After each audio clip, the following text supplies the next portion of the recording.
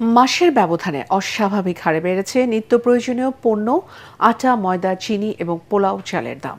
এছাড়াও অধিকাংশ পণ্যের দামই আগের মতোই আছে। সবজি, ব্রয়লার মুরগি এবং মাছের দাম ক্রয় ক্ষমতার বাইরে বলছেন ক্রেতারা। মনির হোসেন তপু রিপোর্ট। 320 টাকা হুইল কিনছি, এই মাসের প্রথমে ডজন কিনছি 370 টাকা, আজকে আনলাম 400 টাকা।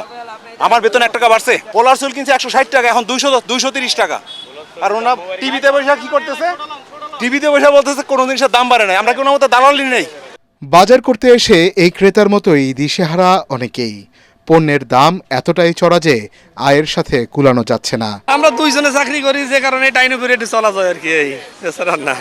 রাজধানীর বিভিন্ন বাজার ঘুরে দেখা যায় সরকার নির্ধারিত মূল্যের চেয়ে বেশি দামে বিক্রি হচ্ছে চিনি।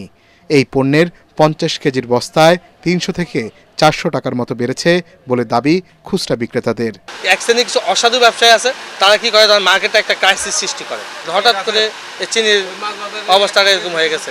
এদিকে 1 মাসের ব্যবধানে প্যাকেটজাত আটা ও ময়দার দামও কেজিতে বেড়েছে 10 টাকা। এর ময়দা তো নাই, প্যাকেট এসিআই ময়দা যেটা বাজার লোকাল ময়দা এটাই 146 টাকা কিনা, আমাদের 150 টাকা বিক্রি।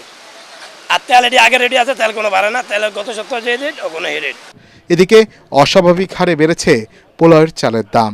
1.5 মাস আগেও প্যাকেটজাত এই চাল বিক্রি হতো 150 টাকা, যা এখন বিক্রি হচ্ছে 230 টাকায়। যেটা আমরা বিক্রি করতাম 130 থেকে 40 টাকা, সে পোলার চাল এখন 210 টাকা।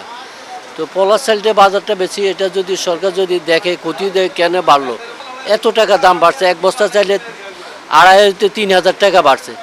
সবজি, মাছ, মাংস ও ডিমের দাম এখনও উচ্চ মূল্যেই আটকে আছে।